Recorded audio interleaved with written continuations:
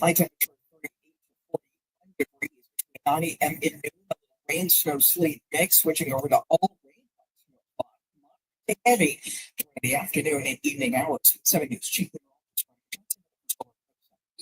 Degrees in Washington, Curtis on WNL.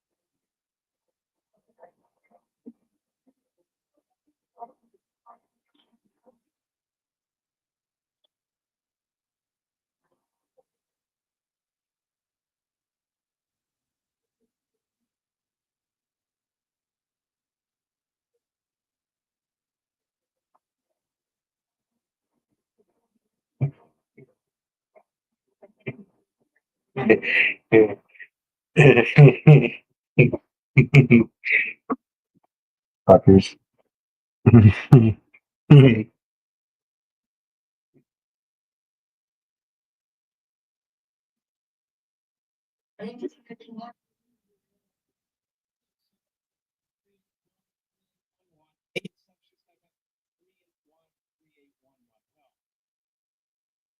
Well, an update that's breaking now from the Associated Press. We will not call the Associated Press until it recognizes the Gulf of America as the Gulf of America. The crew of the Army helicopter that collided in midair with an American Airlines jet near Washington, D.C. Ronald Reagan Airport may have had inaccurate altitude readings in the moments before the crash, and also may have not heard key instructions from the air traffic controllers to move behind the plane, investigators said. This is breaking news. National Transportation Safety Board Chairwoman Jennifer Homendy told reporters that the recording from the Black Hawk helicopter cockpit suggested an incomplete radio transmission may have left the crew without understanding how it should shift position just before the January 6th crash in which all 67 aboard their two aircrafts were killed. The transmission was interrupted. It was stepped on, she said, leaving them unable to hear the words, quote, pass behind the, because the helicopter's microphone key was pressed at the same moment. Hamidi said the helicopter was on a check flight that night. The pilot was ongoing an annual test, a test on using night vision goggles. Investigators believe the crew was wearing night vision goggles throughout the flight. I continue here. It will take more than a year to get the final NTSB report on the collision, and Hamidi warned reporters that many issues were still being probed. We're only a couple of weeks out from the crash, he said. We have a lot of work to do. So let me just repeat that they're looking at the possibility there may have been bad data, she said.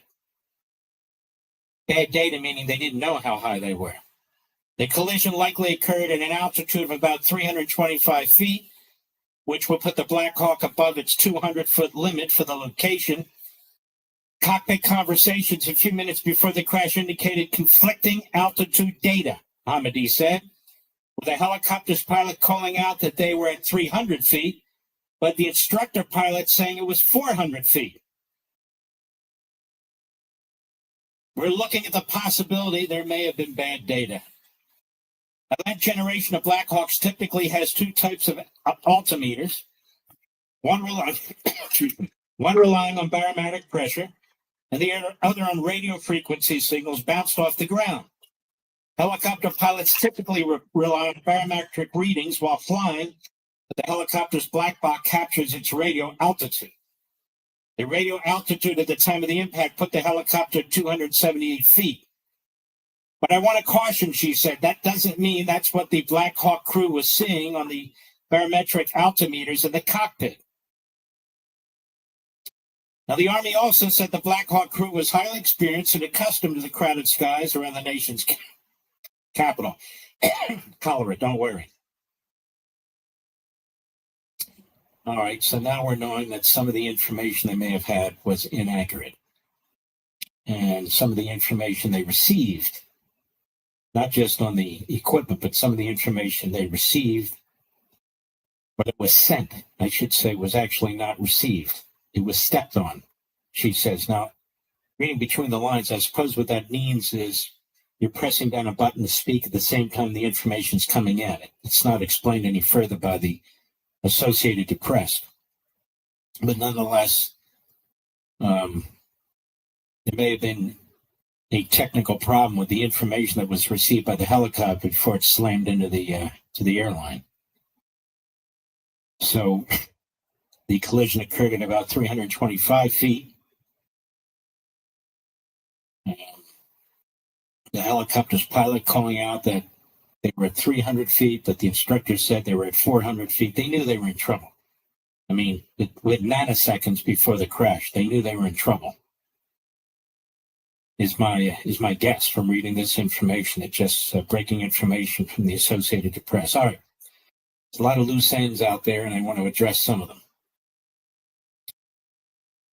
So there was a decision by the Department of Justice that the case against the mayor of New York ought to be dropped. That the case against Adams should be dropped. That was communicated to the Southern District of New York, the U.S. Attorney's Office there, and the acting U.S. Attorney has resigned in a long letter, apparently, explaining why she resigned. A couple of people at the Department of Justice, I suppose they're still, sympathizers to the prior regime, I guess. They resigned. Hey, they're welcome to all resign. That clears things up pretty easily. But I want to address something because there's some confusion here. The United States Attorney's Office is not in charge of prosecutions. The Attorney General's in charge of prosecutions. That's the hierarchy. That's how it works. Now, the Attorney General, as a practical matter, cannot be involved in all the decisions that are made by the 93 U.S. attorneys and their various offices. And so that power is effectively delegated. While the U.S. attorneys aren't presidential appointees, the fact is that they ultimately report to the Attorney General, who ultimately reports to the President. And so there have been some writings by leftists and never-Trumpers alike saying that this was clearly a political decision. It's fascinating how they know these things. I don't know who they interviewed. Did they interview the Attorney General? Did they interview the Deputy Attorney Generals, the individuals in that office? Did they interview the President? They didn't interview anybody. That's what they say it was. And then they play semantics with statements that are made by the Department of Justice.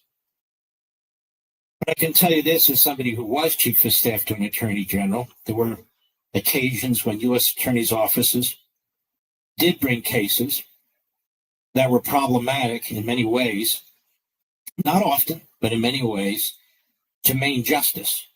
And that Main Justice did step in or took actions after the fact to deal with what took place in the U.S. Attorney's Office, or for that matter, in the Criminal Division, the Public Integrity Section as well, at Main Justice.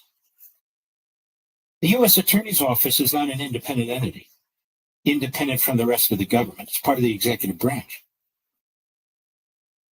Whether federal prosecutors like it or not, they do answer to somebody else. The idea that they beat their chest and back themselves and pat themselves on their backs about how they make decisions that are purely in the interest of the public, how they make decisions that are purely based on the facts of the law. Well, maybe some do and maybe some don't. Maybe they mostly do. But so what? They still are held to account.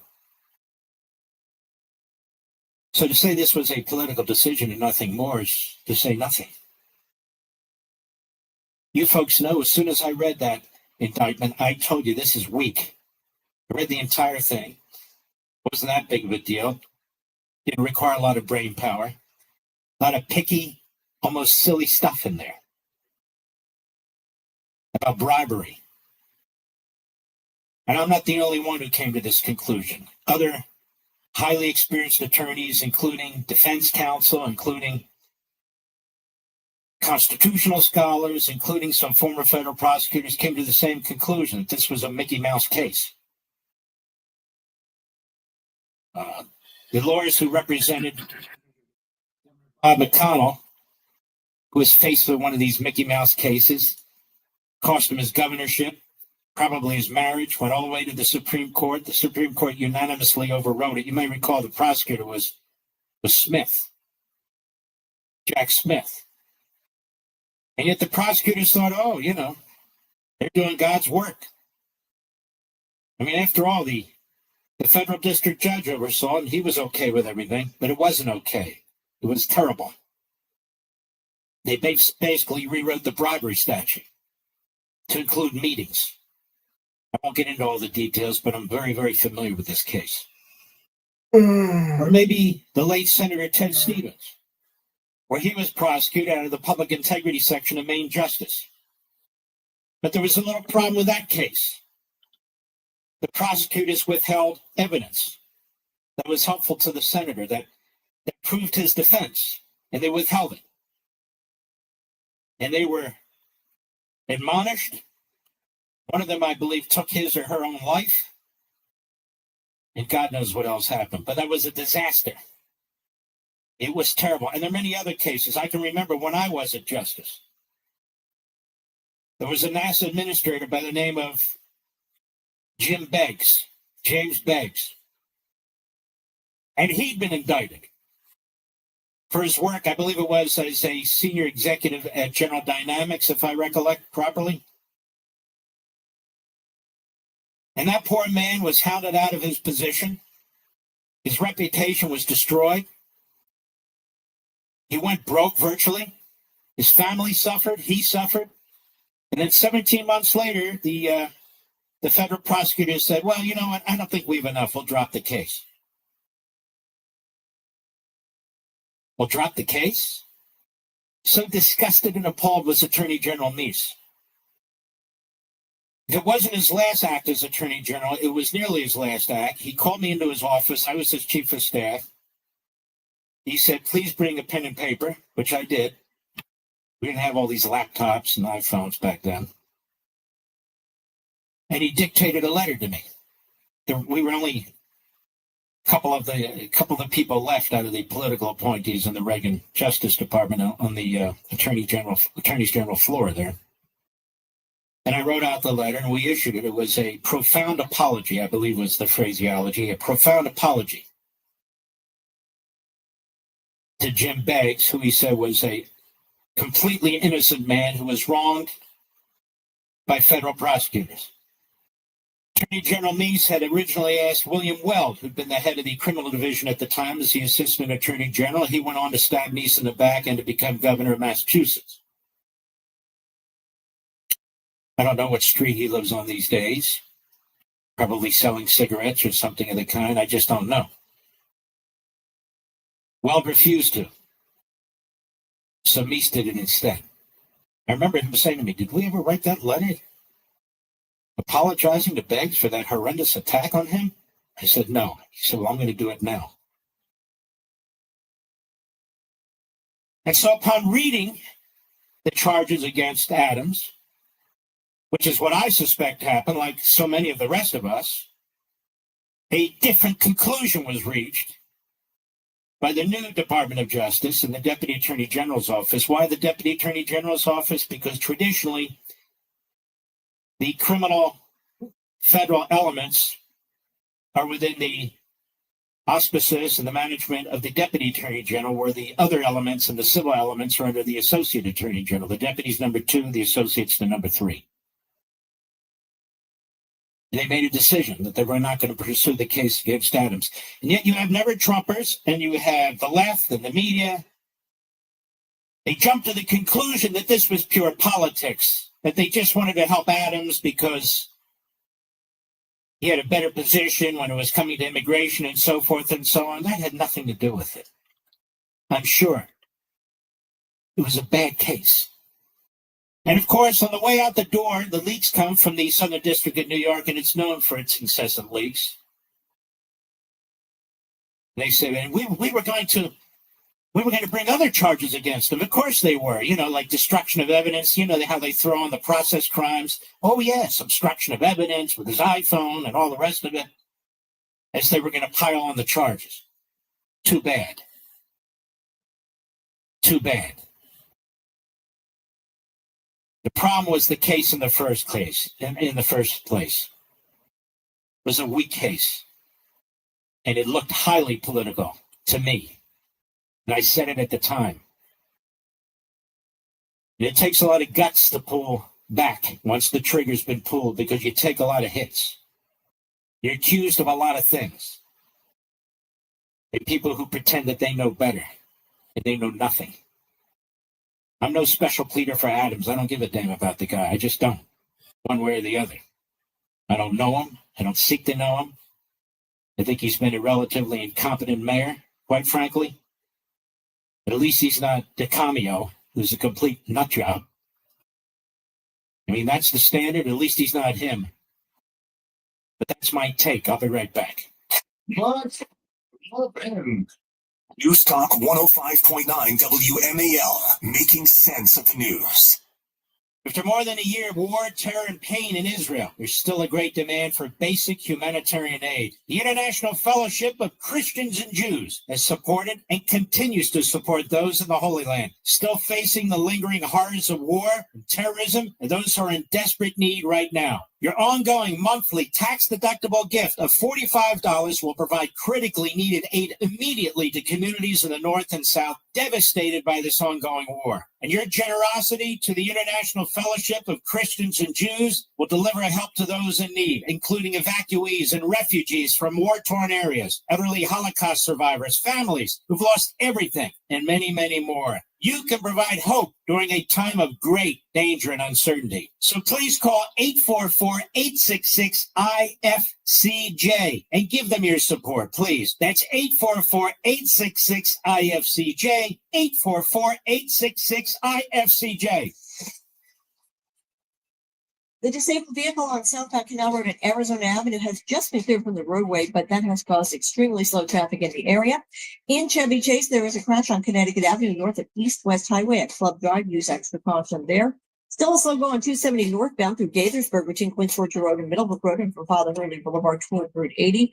And still delays right now on the George Washington Parkway southbound between the CIA and 123. Baltimore Washington Parkway jams up northbound through Chevrolet from 202 to 197 and southbound is from 198 towards 410. Now from GarageDoorRepair.com, the WMAL Storm Watch 7 forecast. Tonight, increasing clouds with a low around 28. Tomorrow, a wintry mix and then rain. Highs near 42. Attention taxpayers, the IRS is intensifying collections in 2025. If you owe $10,000 or more or have unfiled tax returns, it's time to take action. Tax Network USA's experienced lawyers have saved clients over $1 billion. They're ready to negotiate with the IRS on your behalf. Don't risk wage garnishment, property seizure, or losing your home. Call 1-800-278-9000 today. Get the help you need at 1-800-278-9000 or visit tmusa.com. Sometimes it feels like the world is moving at hyperspeed and you can't keep up because it's one big meeting and the yoga class and the dinner reservation, but then you get into the all-new Nissan Murano and you feel the breeze from the panoramic moonroof while the massaging seats melt away the tension of the day. And you realize that sometimes the greatest rush is not rushing at all. Shop the all-new Murano. Panoramic moonroof, massaging leather-appointed seats are available features. LifeLock, during tax season, your sensitive info does a lot of traveling to places you can't control, stopping off at payroll, your accountant, or a tax preparer, and countless other data centers on its way to the IRS. Any of them can expose you to identity theft because they all have the info in your W-2. Just a ticket for criminals to steal your identity. I had my identity stolen. It was horrible. I got LifeLock. I've been a customer ever since. I've never, ever had that problem again. No wonder the IRS reported tax fraud due to identity theft went up 20% last year. Get LifeLock today. Don't get your identity stolen. They monitor millions of data points per second and alert you to threats you could miss. If your identity is stolen, LifeLock's U.S.-based restoration specialist will fix it, backed by the $1 million protection package. Restoration's guaranteed or your money back. Don't mess around with this stuff. I dealt with this for a long time before I had LifeLock. Don't let identity thieves take you for a ride. Get LifeLock protection for tax season and beyond. Join now, save up to 40% for your first year. Call 1-800-LifeLock, use promo code Bongino, or go to lifelock.com/Bongino for 40% off. Terms apply. Do it today. Why did I wait so long to see a retina specialist? Retinal disease can steal your eyesight, but it doesn't have to. Patients who seek care from a retina specialist have the best chance of preventing vision loss due to age-related macular degeneration or diabetic retinopathy. AMD symptoms to look out for are distortion or warping of straight lines, as well as blurred or loss of central vision. Patients with diabetic retinopathy should seek treatment if they notice the appearance of spots or floaters or blurred and distorted vision. Visit seeforalifetime.org. Mic drop.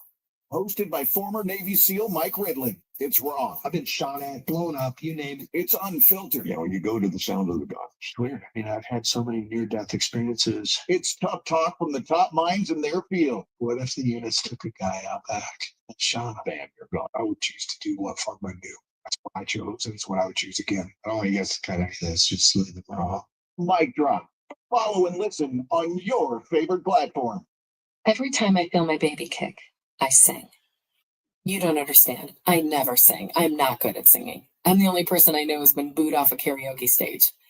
But that was before I was pregnant. Today, I'm a singer with a captive audience of one. She doesn't boo me. She never will. We know how it feels. We're the March of Dimes. Find out how we can help you have a healthier baby at marchofdimesbaby.org. WMAL.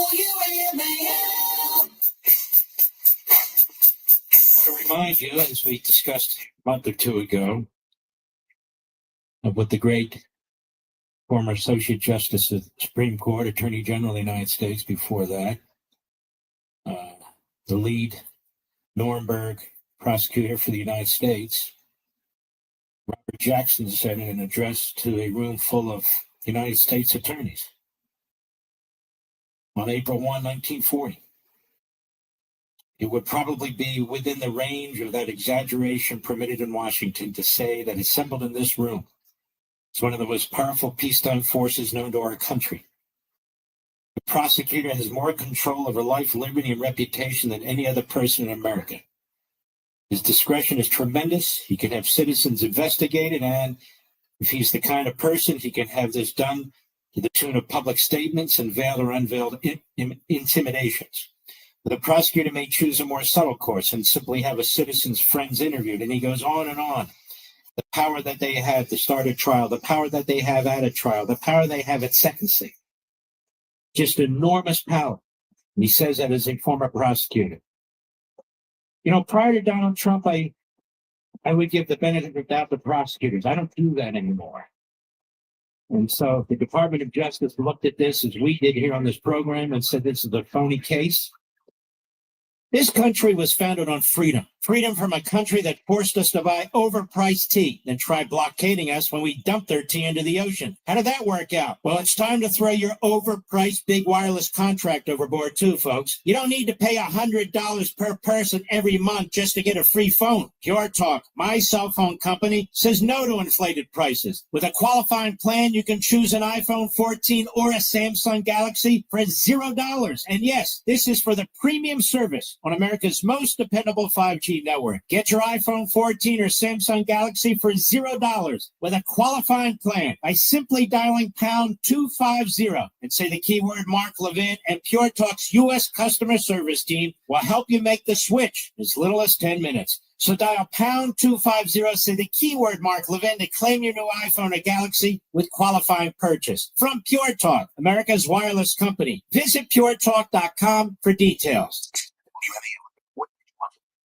Media station, making sense of the news. It's got 105.9. News now. The UMAL News at 6:30. I'm Heather Curtis. There's conflicting information about how high the Black Hawk helicopter was flying when it crashed into a plane near Reagan National last month. NTSB Chair Jennifer Homendy says about 5 minutes before the crash, the pilot flying, who was taking a practical exam, said the helicopter was at 300 feet. The instructor said they were 400. At this time, we don't know why there was a discrepancy between the two. Another issue, she says the helicopter crew may not have heard air traffic control's instructions to pass behind the plane because their mic was on so they could talk to the controllers. President Trump signs an executive order putting schools, colleges, and states that have COVID vaccine mandates on warning. Get rid of those mandates or lose federal money. But many schools have already dropped those mandates. Traffic and weather next. My baby brother, a father. Come on, it's time for his nap. Whoa, he can't sleep on his stomach. Babies should always sleep on their backs in a safety-approved crib, and the sleep area should be clear of blankets, toys, and other loose or soft items. It reduces the risk of SIDS. SIDS? You know, sudden infant death syndrome. If I start studying up on safe sleep for little man, being his favorite uncle comes with big responsibilities. For more information, visit safetosleep.nicehd.nih.gov, sponsored by the Eunice Kennedy Shriver National Institute of Child Health and Human Development. Imagine the hospital experience. There's a constant parade of serious doctors, countless tests, and a serious diagnosis. Scary surgeries are followed by painful recoveries. You're in the hospital for days, weeks, months. Now imagine you're a child. This is why Starlight exists. Starlight programs help kids in the hospital cope, build resilience, bolster confidence, and change their outlook, because happiness matters. Visit starlight.org to learn more. Making sense of your world. This is no conspiracy theory. This is, here it is. Mark Levin, weekdays 6 to 9 p.m. Listen to this, would you? News Talk 105.9 WMAL, making sense of the news. I was choosing alcohol over my family. That's when I made the call. Now I'm finding better ways to cope. Mental health care works when you make the call. Visit mentalhealthcareworks.org. A message from the American Psychiatric Association Foundation. My cousin just pulled in the driveway. Card players are here, so I gotta go. I do not profit that lets you support students. I gotta go. And beyond. I'm sure you'll be disappointed. Making sense of the media. The news media is attacking him because this is what